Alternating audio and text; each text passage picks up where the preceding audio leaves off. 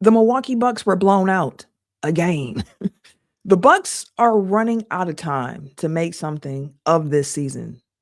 Find out why the next 2 weeks are absolutely critical for the Bucks on today's episode of Locked On Bucks.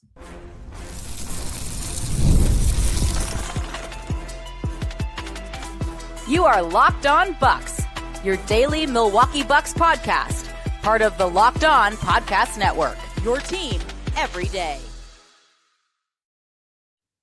What it do, y'all? Welcome to Locked On Bucks, part of the Locked On Podcast Network, the #1 sports podcast network, your team every day. I'm Camille Davis, an NBA analyst with the Locked On Network and the co-host of the Technical Foul podcast, running solo dolo tonight after the latest Bucks blowout. Gotta laugh to keep from crying at times with the way this season has gone. Appreciate you for tuning in and making Locked On Bucks your first listen every day, even after losses like this one. We are free and available wherever you get your podcast, as well as on YouTube. I do want to also shout out really quick before we get into the show, Brandon Snide and Brian Butch, who are doing the Locked On Bucks post-game show. Postcast is what we're calling it. Something new we're rolling out on the channel here. So directly right after every single game, you will hear from Brandon and Brian on the channel. Think of it as like some bonus content for you. But on today's show, we saw another new starting lineup for the Bucks, plus some new guys entering the rotation. Is there something to that? Or is it actually just desperation on the part of this Bucks coaching staff? Going to provide some updates, the latest updates that we have on Kevin Porter Jr. and Myles Turner's injuries. Kept them out of tonight's game against the Thunder. Plus, going to take a look at what's up next for the Bucks, where they sit in the standings, why the next 2 weeks are critical. But first, we have to discuss the biggest takeaway from this game, which to me was how stark of a difference it is watching a good team playing a bad team. Like tonight's game against the Thunder, the Bucks are playing the defending champions. So you know it's going to be comp, right? But the Thunder show that there are levels to this, and the Bucks, as currently constructed, are not close to it. Yes, the Bucks were shorthanded in this game. There was no Myles Turner. There was no Kevin Porter Jr. And we already know they've been without Taurean Prince for most of the season now at this point. That is what it is. But now 2 rotation players missing because Prince ain't been in the rotation. So we'll say 2, right? 2 guys missing. The Thunder were missing even more. They were without 4 key rotational players. They didn't have their other all-star from last season, Jalen Williams. They didn't have the other Jalen Williams, who comes off the bench as one of their bigs, gives them some really good minutes. There was no Isaiah Hartenstein in this game. There was no Alex Caruso in this game. And the depth of the Thunder just shown. They still played their system despite who was out there. Helped that they still had their MVP, SGA, out there. Helps that Chet is still out there. Cason Wallace is another key rotation player for him. But we know Chet, J-Dub, and SGA are the 3 guys that stirred the drink in OKC. And one of them was out, along with 3 other very key rotational players. Like, the effort levels between these 2 teams was glaring tonight. You could see it with the Thunder on defense, how they scramble, how they rotate. They do everything on offense and defense with pace and urgency. Meanwhile, you watch this game, you can see the Bucks jogging out on closeouts. You can see the Bucks not getting back in transition. You can see the Bucks not playing with any real pace on either side of the ball, getting beat off the dribble consistently. You're seeing the ISO ball, the lack of ball movement. And I just kept watching this game and looking like, how does a team with their backs against the wall, the way that the Bucks are, 11th in the East, how does this team come out and play a game like this? That was the question that just came to mind, especially like you got blown out by the Wolves. You lost to the Spurs big. Like, there have been embarrassing losses over the last week. How do you not come out with more effort and more heart and more effort? Like, how do you not? Your back is against the wall. You are in the lottery looking up at the standings, and still not enough effort Giannis had quite a few comments after the game tonight that y'all have got to hear. He was asked about the recent blowout losses and what themes he's seen from this team. And again, a common thread that we've been seeing, not just over this last stretch, but throughout the season from this Milwaukee Bucks team. We're not playing hard. Not playing hard. We're not doing the right thing. We're not playing to win. We're not playing together. Our chemistry's not there. Guys are being selfish. Guys are trying to look for their own shots instead of looking for the right shot for the team. Guys try to do it on their own. At times I feel like when we're down 10, down 15, down 20, we try to make it up in one play, and it's not going to work. We just got to keep on chipping away possession by possession. Especially when you're playing a team like OKC or a team like Minnesota or a team like San Antonio. Overall, Russell-wise, they're better than us. So you got to know that you got to compete for 48 minutes and try to get the best shots available for 48 minutes. And if you don't do that, then you trying to get the first shot available on one pass shot is not going to work with those teams. I've been those teams. 3, 4, 5 years ago when we played a team that came down and shot the first shot, we took the rebound, we went the other way, we were like, not going to win. Like, you got to move us around, you got to move me around, you got to move Chris around, you got to move Drew around, you got to move Brooke around, you got to move Pat around. Like, you got to move us around in order for you to find the opportunity to get a good open look. Like, if you come down and you pass the ball, you got Drew Holiday on you, and you shoot it, good luck. Like, I've been in that position. But right now, I think we just don't get it. Halfway through the season and the message still isn't landing. That's a problem.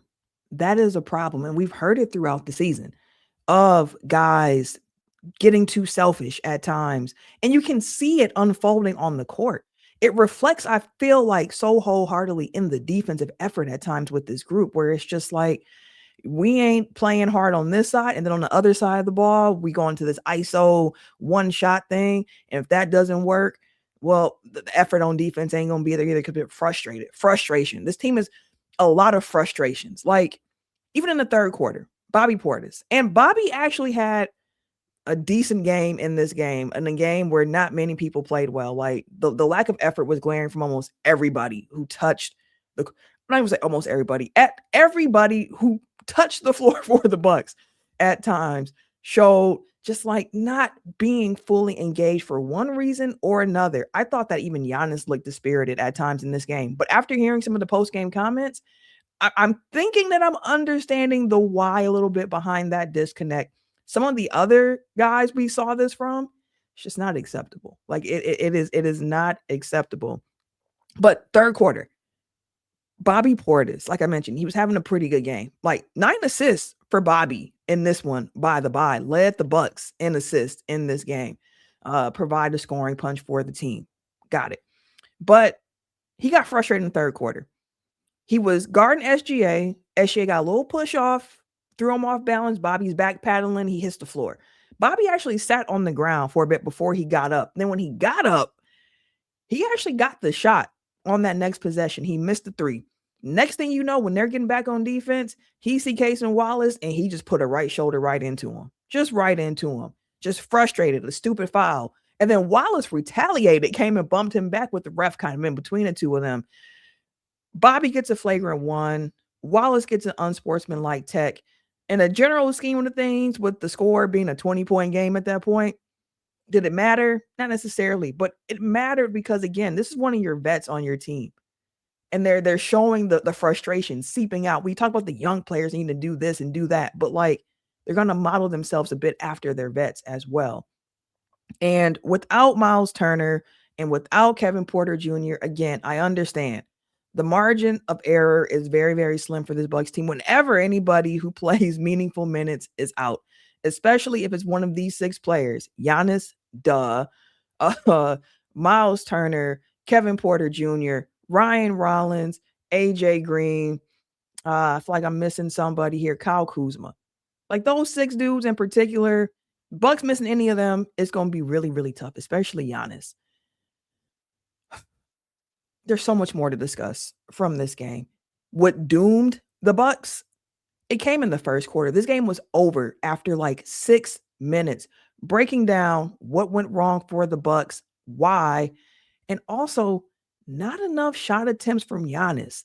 And he also seemed frustrated about that, which is, again, where I think his frustration is really coming from. But after this, we'll break down the turning point of this game, which came very, very early, very, very early on. Talk about the Giannis shot selection, as well as some new lineups and rotation things that we saw from the Bucks tonight. So more on that right after this. But first, let me talk to you about our good friends from TurboTax, because tax season does not have to take over your life. This year, TurboTax is making it even easier to just hand things off and move on with your day. With TurboTax full service, you can have your taxes done for you by a trusted local expert from start to finish without any of the stress or guesswork. Instead of spending hours trying to figure out your forms, you can actually meet with the local TurboTax expert in person or connect online. And I know for my situation, being an independent contractor, that is very, very helpful because I get a lot of forms and they can handle everything from W-2s to self-employed forms, and they can work to make sure you get every single deduction available to you. It's such a huge time saver, and it gives real peace of mind knowing an expert is handling it. I don't want the IRS coming after me. I'm going to make sure TurboTax handle that for me. So for a limited time, you can have your taxes done by a local TurboTax expert for just $150 all in if a TurboTax expert didn't file for you last year. So just file by February 28th. Take taxes off your plate and get back to your life. Visit turbotax.com/local to book your appointment today. Man, truly appreciate y'all for tuning in to Locked On Bucks every single day, making us your first listen, for making Locked On Bucks that number one sports podcast network out there. I got to put y'all up on something though. All the everydayers out here, make sure you join the Everydayer Club. You'll get Locked On Bucks with no interruptions, meaning no live ad reads, ad free. You'll also get access to a members only Discord. I be up in there trying to get y'all feedback and whatnot. So come on and join, have a conversation. It feels like Discord kind of feels like Twitter of old, where it wasn't as many bots and you can just have conversations. So come join, be part of that community.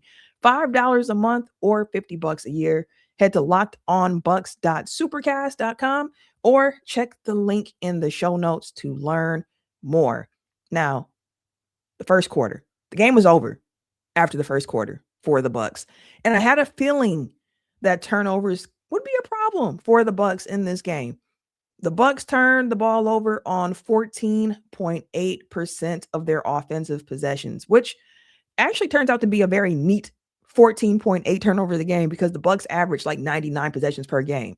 Turnover percentage is calculated by the possessions per game. So Bucks almost had a very neat 100, which makes it very, very simple. By the way, that 14.8 for the Bucks, that's 18th in the NBA. So they're middle of the pack, but leaning more towards the negative side of that middle of the pack. Meanwhile, you have the Thunder, which is the best team in the league at forcing turnovers. They have a 17.9% turnover percentage. Like, they be on it. They also lead the league in points off of turnovers, 24 points a game. And even with all that said, watching that fourth quarter, my God, the Bucks finished with 16 turnovers that led to 20 points for the Thunder. 8 of those turnovers came in the first quarter. Half of the turnovers the Bucks got in this game came in the very first quarter. And the very first quarter is also the one where they got boat raced. The first quarter is where they got boat raced. It was a 20-point game at the end of the first. And while the Bucks were going to be able to kind of chip at it, the hole was dug too deep. And as we've already heard, as we've seen with our own eyes, offensively, the Bucks weren't going to be good enough to pull themselves out that hole. And defensively, they just didn't have enough. Again, getting beat off the dribble, getting beat in all ways imaginable, being lazy on scrambles, on closeouts. I can't, that effort level, like that's the part of me that just keeps coming back to me. But I am so disappointed in how this team played.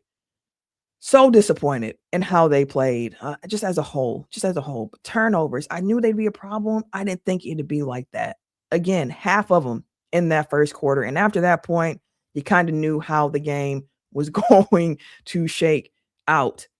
Now, with that, the Thunder were very, very physical and irritating with their defense, which we know that's what they do. Like, that's the Thunder mantra. Be physical, be annoying. And the refs let them do that because they built up that reputation. Like the Bucks were trying so hard when they started the season to be a team seen in that light. Let us be physical because we are really defending. Just ain't defending now. Ain't defending now. And Lou Dort, he had the primary assignment on Giannis in this game. A smaller guy with a good defensive reputation. And having that reputation, he's going to be allowed to get away with even more than a normal defender. He was able to get really physical with Giannis without getting many whistles. He was even picking up Giannis full court whenever Giannis was trying to initiate the offense. Most teams don't do that because they don't tend to put 6'4" guys on Giannis as the primary defender for the whole game. But Lou Dort is built different. That man is an ox at 6'4", also with the reputation. So when the ball was in Giannis's hands, doubles were coming quick. It was physical, sometimes triple. They were trying to force the ball out of his hand quickly. But I mean, you saw when they had success in the second half, you saw where he was getting the ball more on the elbows, having a little bit more room to run, making sure the floor was spaced.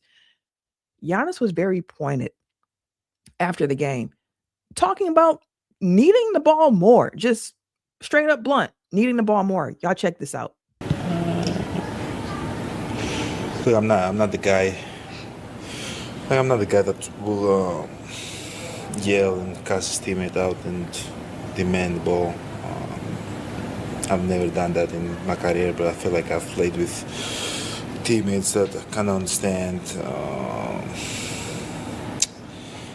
the gravity that I can cause for our team and how I can create for my teammates or for myself, and how I can help the team be more successful.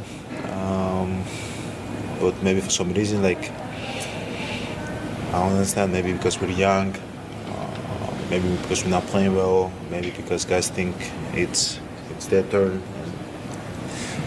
And, they want to, carry the team on their back and try to turn this around. But I really don't get it. I really don't. And it's not like I'm not trying to be aggressive. I'm really trying to be aggressive, but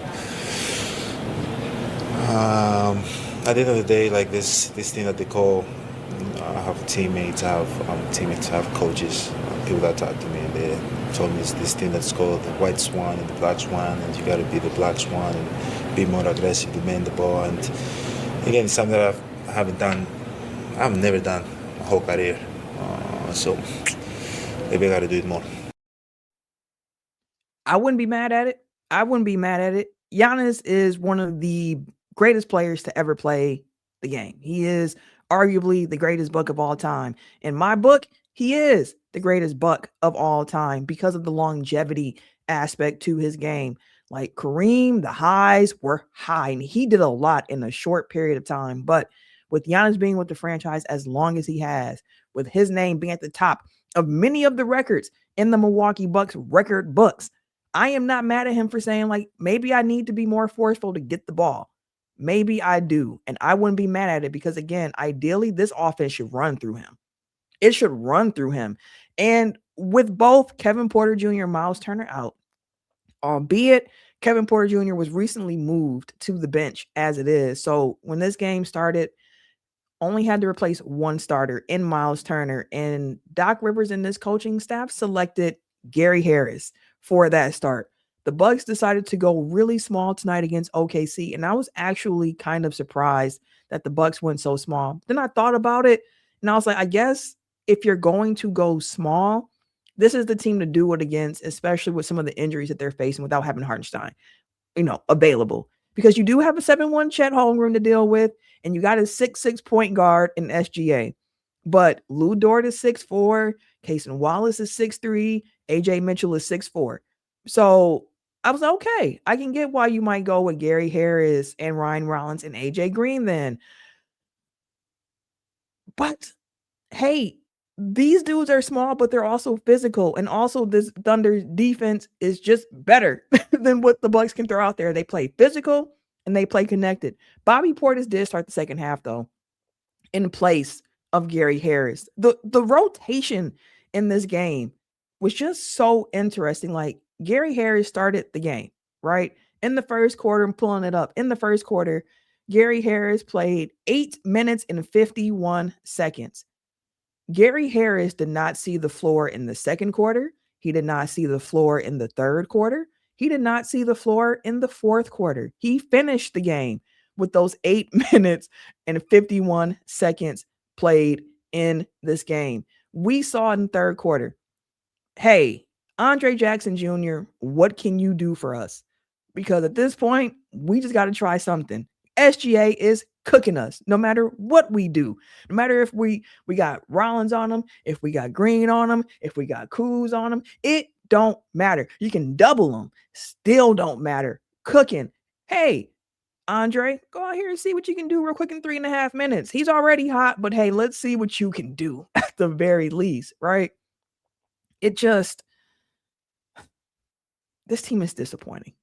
This team is disappointing on so many different fronts, to the point where that's why people get so excited about a Pete Nance, right? Because Pete Nance comes in and he plays hard.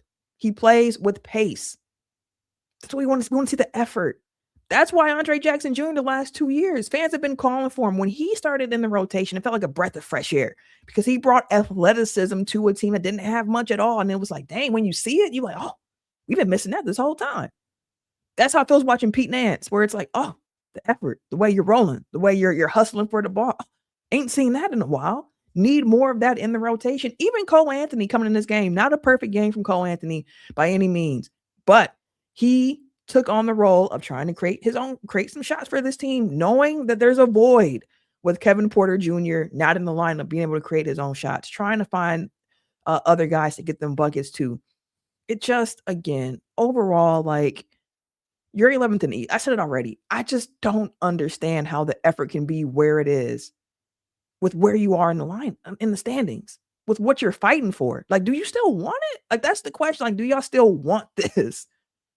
But can't harp on that too long. Like, you got to flush games, quote unquote, after so long to move on to the next one.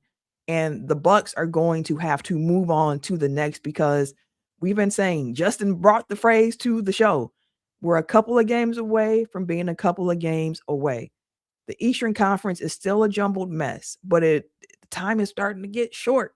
So not Michael Porter Jr., maybe later on, maybe he's part of the team, but the Kevin Porter Jr. injury update, plus a Myles Turner injury update, and taking a look ahead of what's next for the Bucks and why these next 2 weeks are just so critical for this team. But first, I want to talk to you about Quo, because it's a new year, so we got some new systems.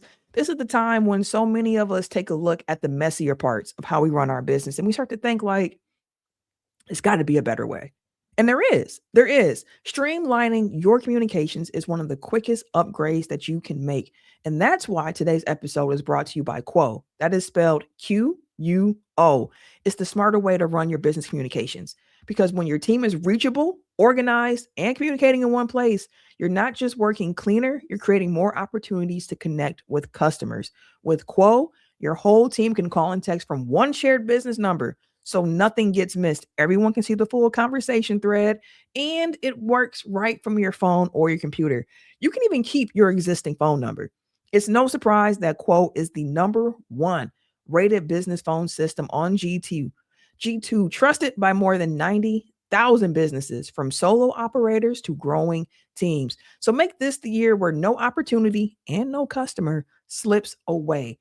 Try Quo for free, plus get 20% off your first 6 months when you go to quo.com/lockedonnba. That is QUO.com/lockedonnba. Quo, no missed calls, no missed customers. So heading to this game, both Myles Turner and Kevin Porter Jr. were listed as questionable. Myles Turner in the pregame, Doc gave an update on both of their statuses. Postgame, didn't really mention them. He was kind of perturbed himself with how the game went. But Myles Turner, he's considered day-to-day with the left ankle sprain. And honestly, the best thing about this Bucks game tonight was Myles Turner fit that he had on the bench. That was very clean, very preppy, very much enjoyed it. A+ look. Kevin Porter Jr., though, on the other hand, while the news is good for Myles Turner being day-to-day, KPJ, he is going to be out for a bit of time with the oblique injury, which when I saw he was questionable and then heard what Doc said, I was kind of confused, like, questionable, but he's not going to play anytime soon. So the full Doc quote, he said on Kevin Porter Jr., and I quote, "He is not going to play anytime soon. I can tell you that. But we don't know how long he will be out. I think it happened 3 or 4 games ago. He was playing through it. You could see him in the last 2 or 3 games grabbing it. They did an MRI yesterday, and it is what it is." It is what it is. Indeed. Indeed. But I noticed that about Kevin Porter Jr. grabbing. I thought that it was related to his back because we heard him mention when he came back from his injuries to start the year that he was dealing with some back spasms. And I thought that, he must have just irritated his back. The back must be kind of bothering him. He's mentioned it before, but you find out it's actually an oblique.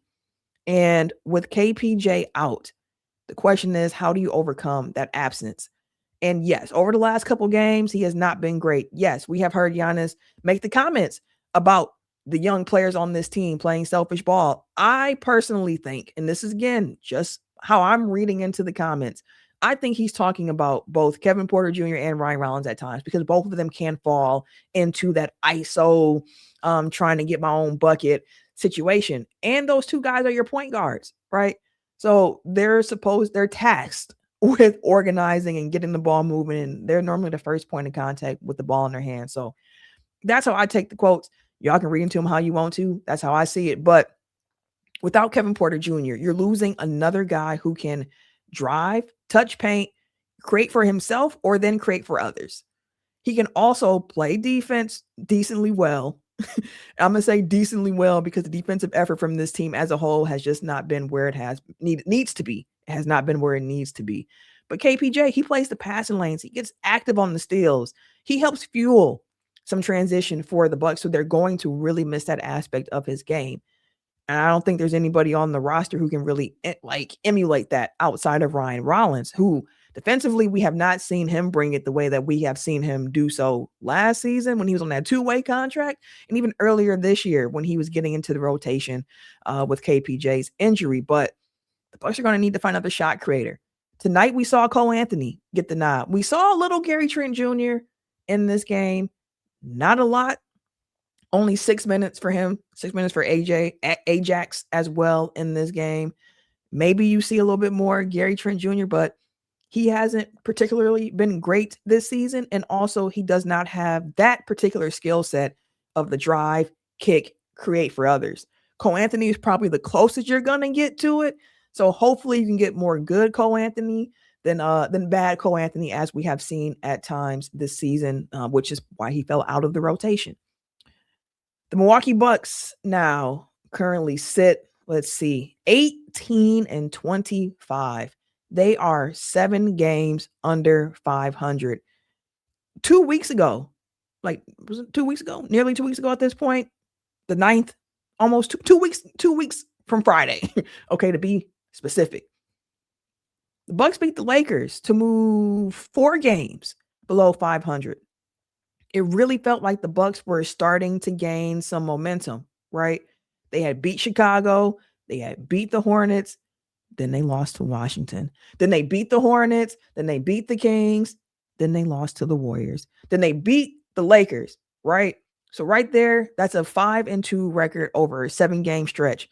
No 3-game win streak in here for the Bucks, but at least it was building seemingly in a positive direction, at least by the standings, right? The comp you can look at and be like, well, those are games you should have won. But again, we've seen this team lose games they should have won throughout the year. So, I just told you they lost to the Wizards during this stretch.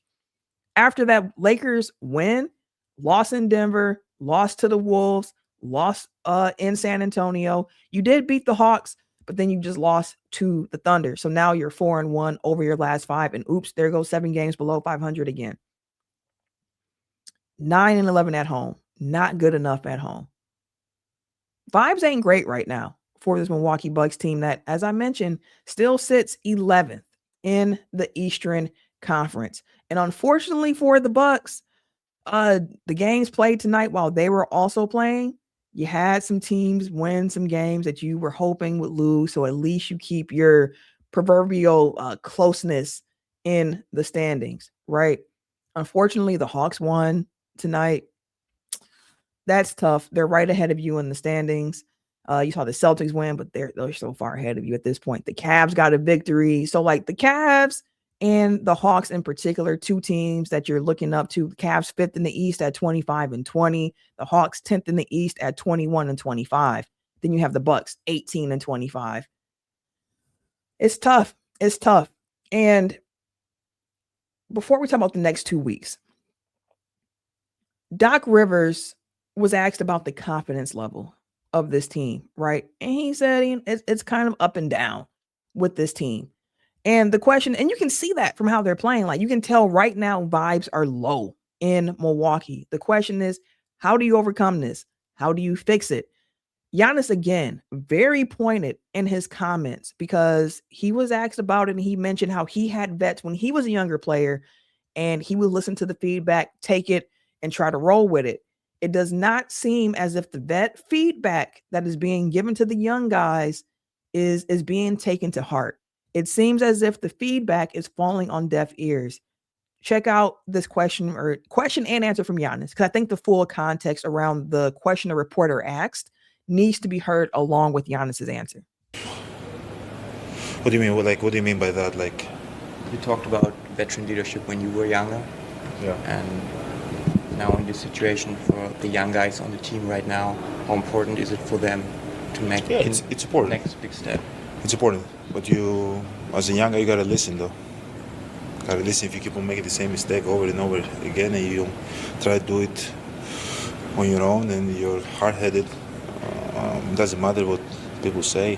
You know what people do. You gotta be able to take feedback and take criticism. I feel like when I was younger, I took that. Man. I had from O.J. Mayo, Jerry Bayless, Caron Butler, Jerry Dudley, Wesley Matthews, George Hill, Cesar Pachulia, all those guys like Ersan Ilyasova, Kyle Korver, Marvin Williams, like all of those guys, whenever they say something, there was never a day I was like, did not listen to them.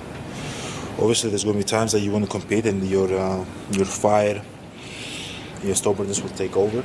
But like at the end of the day, you got to be able to take the criticism and feedback because they've been in your position, they've done it, and they see things that you might not be able to see. You know, I think. I don't know. We just gotta be better. That's the crazy part, right? It seemed like Giannis being that blunt about the situation, like the feedback's just not being taken to heart. That's got to change. I don't know if it's just Rollins and just Porter. Like I said before, I think those are two guys definitely part of the equation. Is AJ Green into that conversation as well? We're going to have to continue to see. But like thinking of the young guys on the team, those are the first three guys that come to mind. And I think a lot of it is on the point guard shoulders. The next 2 weeks. Here's why the next 2 weeks are very important for the Bucks. As I record this, it is officially January 22nd. 2 weeks from today, 2 weeks from you hearing this episode, assuming you are listening, making us your first listen of the day. 2 weeks from now is February 5th, aka the NBA trade deadline. Okay? The NBA trade deadline is coming up for this team. They are not good enough as currently constructed on many fronts. I've talked about the coaching not being good enough. I've talked about the team not playing hard enough. I've talked about the depth not being good enough. All levels that you can hit on, the players, the coaching, the GM, all of it hasn't been good enough. But now you have a 2-week window here to make your final evaluations on what you're going to try to do. I personally do not think that there's any singular move the Bucks can make to severely change their prospects going forward. Like, I don't think that there's that magical player that fixes everything for this team. But this game tonight was the first game of a 3-game homestand. Up next for the Bucks, 4 games to end the month, 7 games before that trade deadline, and a lot of national TV games coming up for the Bucks. So it's not as if these losses are only going to be seen by local audiences. The Nuggets game on Friday, also an 8:30 tip-off. Crazy to have a tip-off that late in Milwaukee, Wisconsin. 8:47 p.m. tip-off tonight. All right, beyond the point. That Nuggets game on Prime. Then you play the Mavericks at home. Then you play on the road against the Sixers, which is on Peacock, the Wizards, which is on Prime, and then the Celtics, which is on ESPN. Then you play the Bulls and the Pelicans, and then that takes you right into the trade deadline. 7 games. What can you make over the next 7 games? What can you make over the next 4 to end the month? 11 games until All-Star break. It's time. Like, we've been talking about it, but now it's really time. If it doesn't happen now, it's not going to happen for this team. And then February 5th, it gets very, very interesting. Thank you for tuning in to today's episode of Locked On Bucks. Again, make sure you check out the Everydayer Club. Hit the link in the description to learn more. Get Locked On Bucks ad-free, members-only Discord, and more. If you're on video, get ready to head over to the Locked On NBA channel for NBA game night. And again, truly appreciate y'all for tuning in, for keeping Locked On Bucks that first listen every single day, and for staying locked in despite what the team is doing on the court.